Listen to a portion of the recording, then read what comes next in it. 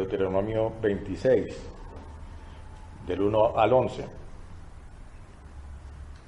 Y acontecerá que cuando hayas entrado a la tierra que Jehová tu Dios te da por heredad, y la tomes en posesión y habites en ella, entonces tomarás de las primicias de todos los frutos de la tierra que saques de la tierra que Jehová tu Dios te da, y las pondrás en una canasta, e irás al lugar que Jehová tu Dios escoja para habitar allí su nombre.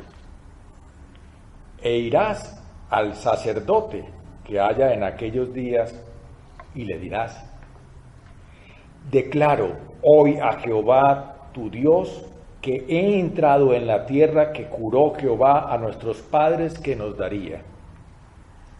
Y el sacerdote tomará la canasta de tu mano y la pondrá delante del altar de Jehová tu Dios. Entonces hablarás y dirás delante de Jehová tu Dios: un arameo a punto de perecer fue mi padre, el cual descendió a Egipto y habitó allá con pocos hombres, y allí llegó a ser una nación grande, fuerte y numerosa. Y los egipcios nos maltrataron y nos afligieron, y pusieron sobre nosotros dura servidumbre. Y demandamos a Jehová, el Dios de nuestros padres, y oyó Jehová nuestra voz, y vio nuestra aflicción, y nuestro trabajo, y nuestra opresión. Y Jehová nos sacó de Egipto con mano fuerte, con brazo extendido y con gran espanto, y con señales y con milagros. Y nos trajo a este lugar y nos dio esta tierra que fluye leche y miel. Y ahora, heme aquí. He traído las primicias del fruto de la tierra que me diste, oh Jehová, ¿y las dejarás? Delante de Jehová tu Dios te adorarás, delante de Jehová tu Dios, y te alegrarás en todo el bien que Jehová tu Dios te haya dado a ti, a tu casa, tú y el levita y el extranjero que está en medio de ti. Es palabra de Dios. Salmo 91, del 1 al 2 y luego del 9 al 16. El que habita al abrigo del Altísimo morará bajo la sombra del Omnipotente. Diré yo de Jehová: refugio mío y fortaleza mía, mi Dios, en quien confiaré. Porque has puesto a Jehová, que es mi refugio, al Altísimo como tu morada, no te sobrevendrá mal, ni plaga tocará tu morada. Pues mandará a sus ángeles por ti, para que te guarden en todos tus caminos. En las manos te llevarán, para que tu pie no tropiece en piedra. Sobre el león y la víbora pisarás. Hollarás al cachorro del león y a la serpiente. Por cuanto en mí ha puesto su amor, yo también lo libraré. Lo pondré en alto, por cuanto ha conocido mi nombre. Me invocará y yo le responderé. Con él estaré yo en la angustia. Lo libraré y le honraré. Lo saciaré de larga vida y le mostraré mi salvación. Damos gracias al Señor por esta palabra. Romanos 10, del 8b al 13. Esta es la palabra de fe que predicamos. Si confiesas con tu boca al Señor Jesús y crees en tu corazón que Dios le levantó de los muertos, serás salvo. Porque con el corazón se cree para justicia, pero con la boca se hace confesión para salvación. Porque la Escritura dice, todo aquel que en él cree no será avergonzado, porque no hay diferencia entre judío y griego, porque el mismo que es Señor de todos es rico para con todos los que le invocan, porque todo aquel que invoque el nombre del Señor será salvo. Es palabra de Dios. La siguiente lectura es Lucas 4, del 1 al 13. Y dice así la palabra de Dios. Jesús, lleno del Espíritu Santo, volvió del Jordán y fue llevado por el Espíritu en el desierto. Por 40 días siendo tentado por el diablo, y no comió nada durante esos días, pasados los cuales tuvo hambre. Entonces el diablo le dijo, si eres hijo de Dios, dile a esta piedra que se convierta en pan. Jesús le respondió, escrito está, no solo de pan vivirá el hombre. El diablo lo llevó a una altura y le mostró en un instante todos los reinos del mundo. Todo este dominio y su gloria te daré, le dijo el diablo, pues a mí me ha sido entregado, y a quien quiero se lo doy. Por tanto, si te postras delante de mí, me adoras, todo será tuyo. Jesús le respondió, escrito está, al Señor tu Dios adorarás, y solo a Él servirás. Entonces el diablo se lo llevó a Jerusalén y lo puso sobre el pináculo del templo y le dijo, si eres hijo de Dios, lánzate abajo desde aquí, pues escrito está, a sus ángeles te encomendará para que te guarden, y en las manos te llevarán para que tu pie no tropiece en piedra. Jesús le responde, se ha dicho, no tentarás al Señor tu Dios. Cuando el diablo hubo acabado toda tentación, se alejó de él, esperando un tiempo oportuno. Esta es palabra de Dios. Bueno, me parece interesante. Este pasaje del día de hoy es uno de esos pasajes que todos lo hemos escuchado alguna vez. Se conoce como el pasaje de las tentaciones de Jesús. Bastante conocido de una forma u otra, lo hemos escuchado predicar. Y yo estaba pensando ayer que para nosotros los lectores modernos, esta historia de la tentación de Jesús, en cierta medida parece un poco irreal. Pues a primera vista y según nuestra experiencia, el diablo no se nos aparece así en una forma tangible y real para invitarnos a transformar las piedras en pan o a trasladarnos de un lugar a otro. Pero lo que sí es real en esta época actual es que muchas de las tentaciones que a diario experimentamos no las reconocemos, no nos damos cuenta porque no son fácilmente identificables. En esta lectura del Evangelio, el diablo tienta a Jesús. La palabra que se utilizó aquí en griego para hablar de tentación yo diría que no tiene como el mismo significado que tiene para nosotros, porque a menudo relacionamos la tentación con los apetitos humanos para satisfacer cosas que nos den placer. Y el origen de la palabra que se usó cuando se escribió este evangelio tiene más bien con poner a prueba. Poner a prueba. Así pues, en un sentido literal, Jesús fue puesto a prueba por el diablo. Entonces ahí viene la pregunta, ¿a qué tipo de prueba fue que fue puesto Jesús? Ahí vamos viéndolo a la medida que se va transcurriendo la predicación. Esta historia de la tentación o prueba en el desierto está en medio de tres eventos importantes que establece el ministerio público de Jesús. Eventos que en última instancia condujeron a Jesús a responder al llamado y el cumplimiento de su misión. Y es que a veces la comprensión que nosotros tenemos de Jesús, que hemos heredado, o que la teología ha desarrollado durante muchos años, de Jesús como el unigénito Hijo de Dios, nos podría llegar a tentar a pensar que de pronto no fuera necesario la tentación de Jesús, ¿cierto? O que de pronto no fuera necesario que Él hubiera tenido un llamado.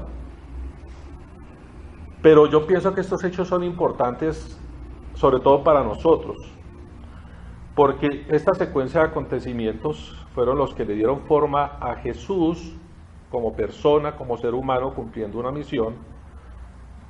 ¿Y cuáles fueron? Jesús fue llamado, fue llevado al bautizo y fue lleno del Espíritu Santo. Entonces Jesús fue llamado, luego fue bautizado, lleno del Espíritu Santo, fue tentado y luego fue cuando cumplió su misión. Y nosotros también estamos en ese mismo, como seres humanos, estamos abocados a esas mismas situaciones que vivió el Señor Jesús. Y la tentación, diría yo, que es una experiencia humana universal. O sea, es algo inherente al ser humano. Y si Jesús no hubiese sido tentado, yo diría que no hubiese sido verdaderamente humano. Es por esto que en este relato de las tentaciones, Jesús es presentado como una persona completamente humana, que supo lo que significaba ser puesto a prueba. Sin embargo, dice la palabra que Él nunca pecó. Ahí dice en Hebreos, ¿no? Ha sido puesto a prueba en todo como nosotros, pero sin pecado. Esta serie de pasos puede darnos toda una visión de cómo nosotros también podemos responder al llamado de Dios que Dios pone dentro de nosotros. ¿Cuáles son los tres pasos? Entonces, uno es el llamado, el otro es la tentación y el otro es el ministerio. Son fundamentales en la historia de Jesús. Así como les dije, no es fácil a veces ver la necesidad del llamado y de la tentación de Jesús, porque a veces pensamos que Jesús desde muy pequeño, Él ya era consciente de que era el Mesías de Dios y su relación con el Padre y todo este ministerio que iba a desarrollar. Pero yo pienso que el Señor Jesús, a medida que fue creciendo, Él fue como ser humano, entendiendo, inclusive yo pienso que no tenía muy claro su llamado. Hasta después, con el tiempo, Él tuvo claro cuál era su llamado. Y nosotros vemos que Él pudo resistir las tentaciones en el desierto porque Él fue lleno del Espíritu Santo. No porque Él fuera el Mesías, porque era un humano lleno del Espíritu Santo, resistiendo las tentaciones en el desierto, y después Él desarrolló su ministerio siendo humano, pero con la llenura del Espíritu Santo. Así que la forma como el Señor Jesús emprendió estas jornadas siendo totalmente humano es una forma, es como un paradigma para nosotros, en los cuales nosotros también tenemos esa posibilidad de, llenos del Espíritu Santo, ser obedientes al Señor, y llenos del Espíritu Santo, seguir al Señor. Por lo tanto, pienso que la historia de la tentación de Jesús en el desierto no se trata simplemente de una lucha entre el poder del bien y el poder del mal. La tentación de Jesús en el desierto, pienso que se trata de nuestra relación con Dios. Se trata de eso, de nuestra relación humana con la verdad de que no estamos solos en este mundo, de que no estamos solos para hacer frente a los problemas, miedos, angustias, tentaciones del mundo por nuestra propia cuenta. No estamos solos ahora ni nunca vamos a estarlos. Y eso es una cosa de lo cual nosotros debemos estar seguros. Es muy importante que nosotros estemos seguros de eso, porque si no estamos seguros de esa verdad, de que no viajamos solos por el camino de la vida, no seremos capaces de confiar en la verdad que el amor y la presencia de Dios con nosotros son reales. Y de eso pienso que se trata la historia en el desierto que tuvo el Señor Jesús. Y como dijo Darío, todos en algún momento tendremos que atravesar por un desierto, porque así es la vida. Vivimos en un mundo caído, según la Biblia, un ser humano caído. El ser humano y la creación cayeron en desgracia. Quiere decir, están fuera de la gracia de Dios por causa del pecado. Y las consecuencias de eso son las aflicciones, las dificultades sumadas a nuestro propio pecado, a nuestra propia, a la propia mala manera de comportarse del ser humano, que va contra su propio congénere. Eso hace realmente que la vida sea difícil, que la vida sea complicada. Y me parece importante, nosotros de pronto durante el transcurso de la vida hemos aprendido que si nos portamos bien, lo digo porque he hablado con personas en esta semana que tienen ese tipo de pensamiento, que si nos portamos bien, que si vivimos una buena vida, una vida honrada, que si trabajamos duro, si somos buena gente, entonces podemos esperar buenas cosas de Dios. Simplemente porque como que no lo hemos ganado. Es como si hubiéramos hecho un trato con Dios en vez de confiar en Dios. Y eso es un pensamiento muy arraigado.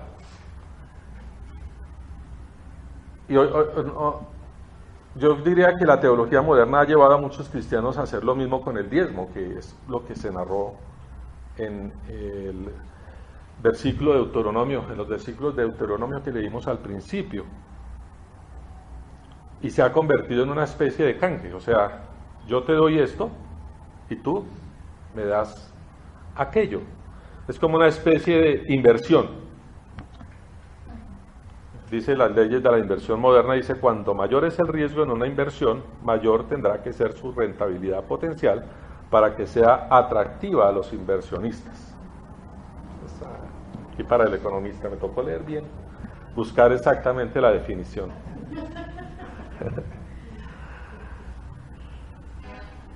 Pero me parece interesante que lo que vimos, que hoy nos dice el pasaje sobre el diezmo, es que el diezmo se está dando por agradecimiento al Señor. No se está dando para que el Señor me dé algo, se está dando es porque el Señor me dio algo. Dice, todo eso lo pondrás delante del Señor tu Dios, y delante de Él te postrarás. Después de eso, tú y tu familia y los levitas y extranjeros que convivían contigo harán fiesta por todo el bien que el Señor tu Dios te haya dado. Yo ofrendo a Dios porque estoy agradecido con Dios y lo reconozco porque el Señor me ha dado y no porque yo quiero que el Señor me dé.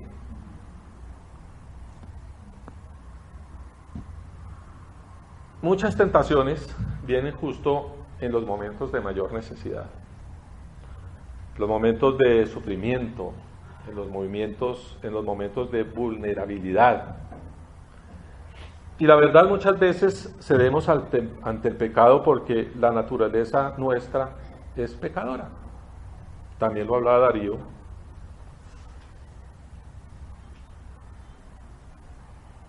Y con nosotros, pero para ir una cosa mucho más a fondo, yo pienso que nosotros muchas veces cedemos a las tentaciones porque pensamos que en Dios no se puede confiar. ¿Qué quiere decir eso? Pensamos que nosotros podemos solucionar las situaciones por nuestra propia cuenta. Y eso me parece que era lo que estaba tratando de hacer el diablo con el Señor Jesús. Eso era lo que estaba tratando de hacer el diablo con el Señor Jesús. Él estaba tratando de que el Señor Jesús perdiera su confianza como ser humano que era lleno del Espíritu Santo, perdiera su confianza en Dios y ganara su confianza en ¿quién? En Él.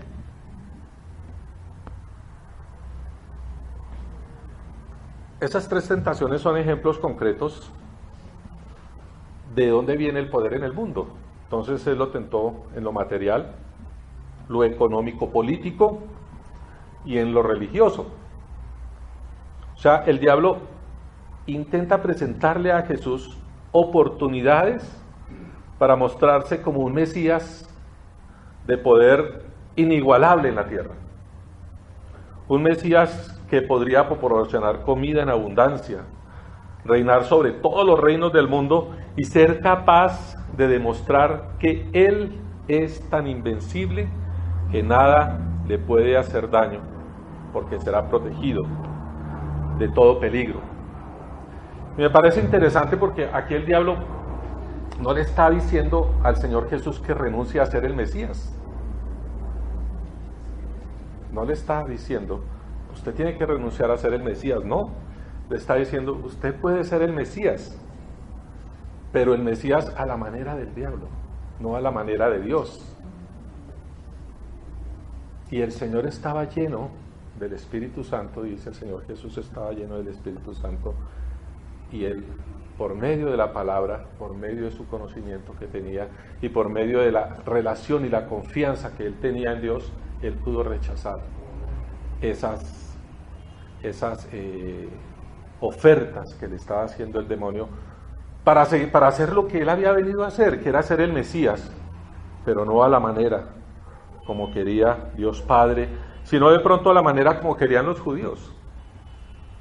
Si se dan cuenta, ese era el tipo de Mesías que estaban esperando los judíos, el que le estaba planteando el diablo ahí. Poderoso, calmar el hambre, invencible, que nada le podía hacer daño.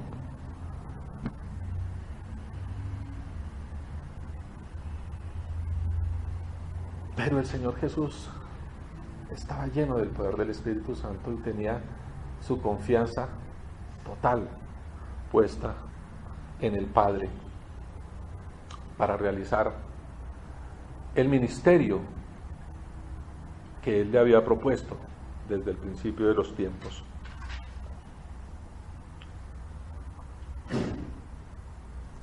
Y aquí parece que no hubiera una relación directa entre confianza y tentación, pero yo pienso que en la medida que nosotros podemos confiar en Dios para nuestras necesidades diarias, en nuestro sentido de propósito, en nuestra identidad como hijos de Dios, las tentaciones del mundo ya tendrán poco atractivo, tendrán menos utilidad, diría yo, porque estamos muy claros.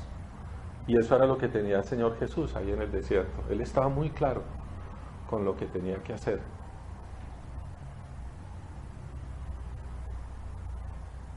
No vamos a decir que fue fácil para Él, porque el Señor Jesús sufrió también como ser humano. Pero esta lección nos deja a nosotros que nosotros también como seres humanos podemos resistir las tentaciones como Él le hizo en el poder del Espíritu Santo. En la medida que nosotros podemos confiar en el Señor,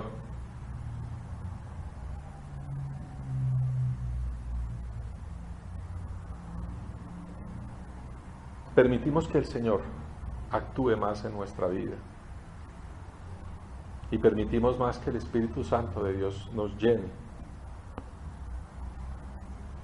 Pero en la medida que nosotros permitimos que nuestra inseguridad natural nos lleve a desconfiar de Dios, nosotros nos abrimos al engaño y a la tentación de que en la vida todo depende de nosotros. Y eso es lo que muchas veces nosotros en las circunstancias complicadas hacemos, o la gente tiende a hacer eso, ¿no?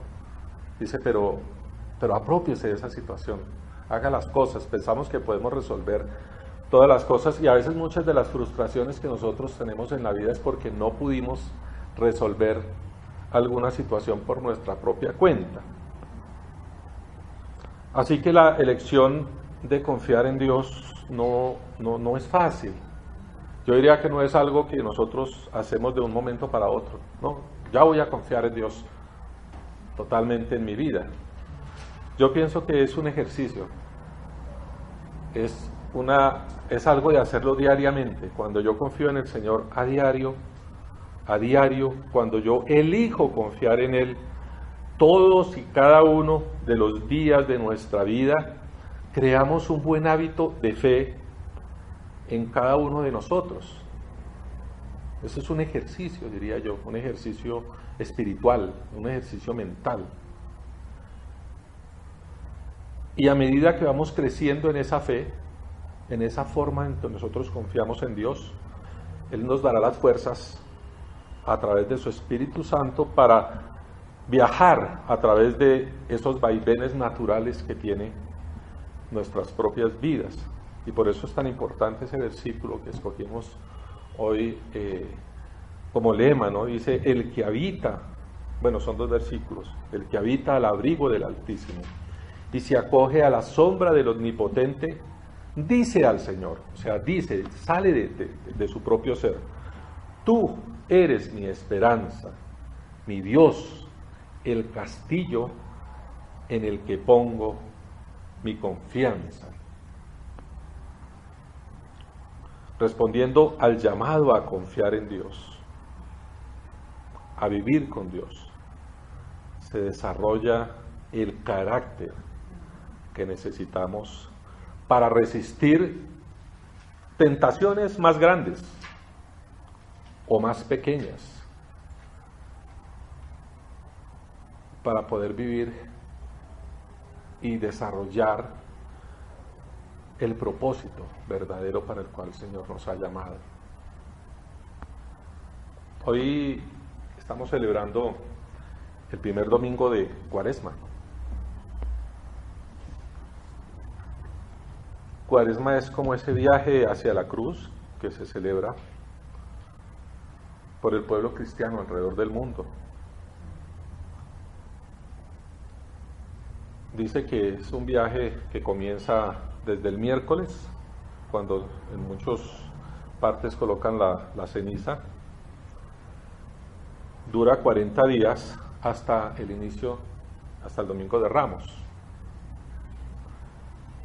Y es un llamado que se hace a la reflexión en cuanto a nuestra relación con Dios.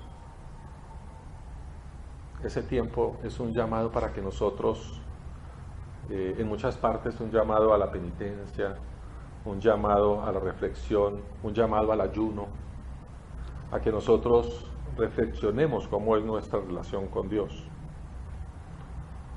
Y el miércoles pasado justamente muchas iglesias, la iglesia católica, pero muchas iglesias protestantes también, dieron comienzo a la Cuaresma impartiendo en la cruz, así que se pone que es de ceniza, ¿no? La ponen en la frente. Y es una marca que puede significar muchas cosas. Pero para mí esa marca de ceniza significa que yo estoy reconociendo abiertamente que la vida no es fácil y que yo necesito a alguien que me acompañe durante ese proceso de la vida, porque yo mismo soy hecho de ese polvo, soy hecho de ceniza. Somos materia orgánica, somos carbono, agua Y dicen que todo eso salió de las estrellas, somos polvo de estrellas. Pero lo que nos hace diferentes al resto de la creación es el soplo de Dios. Es el soplo de Dios. Así tengamos los mismos elementos que tiene, no sé, una roca, una planta, aún un animal, nos diferenciamos porque dice la palabra que el Señor en su creación nos dio su soplo de vida. Nos puso su espíritu y eso es lo que nos hace a imagen y semejanza de Dios.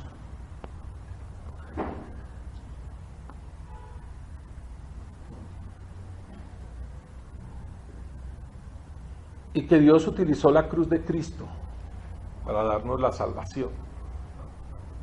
Eso es lo que nos puede recordar ese símbolo.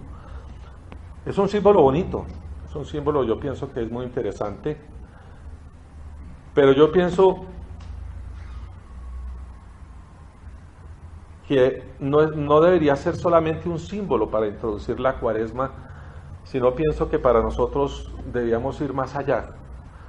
Debíamos,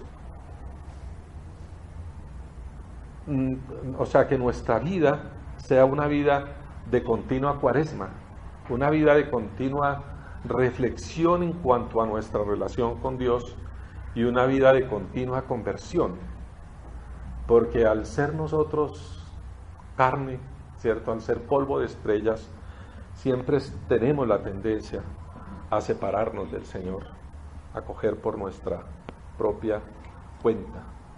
Así que este tiempo es importante porque estamos llamados a reflexionar, estamos llamados a convocar, a invocar el nombre de nuestro Señor Jesucristo, como lo decía la epístola del día de hoy.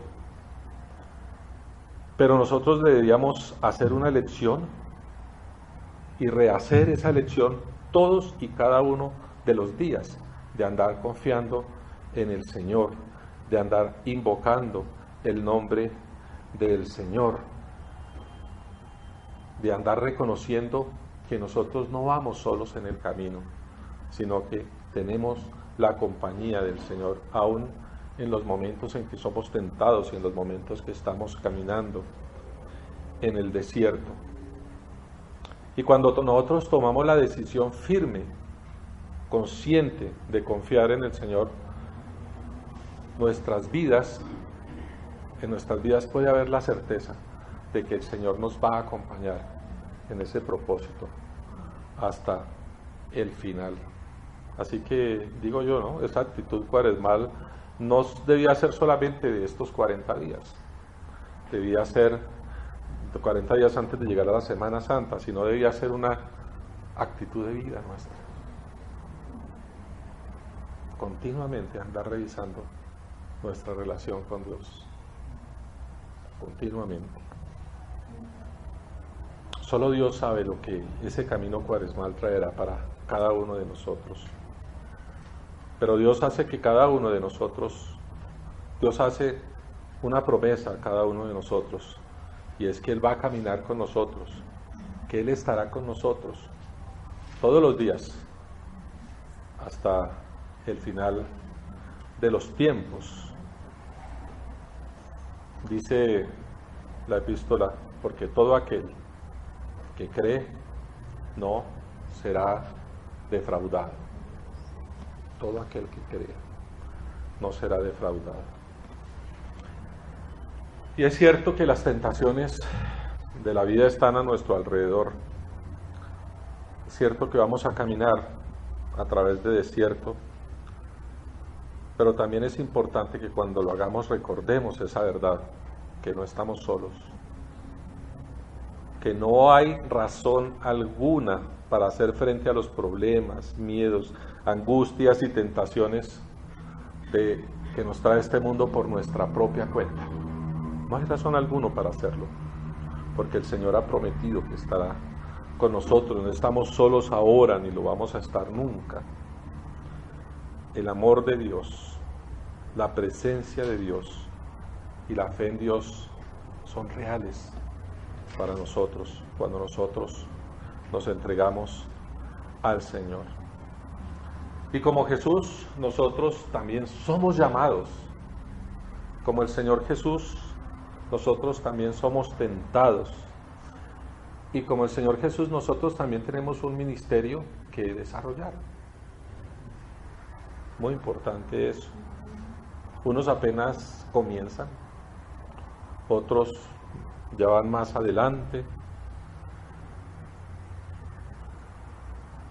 Pero en todo tiempo y en todo lugar es importante que cada uno le digamos al Señor: tú eres mi esperanza, mi Dios, el castillo en el que pongo mi confianza. Esta prédica la he llamado así: mi Dios en quien confiaré. Bendito sea el Señor por su palabra.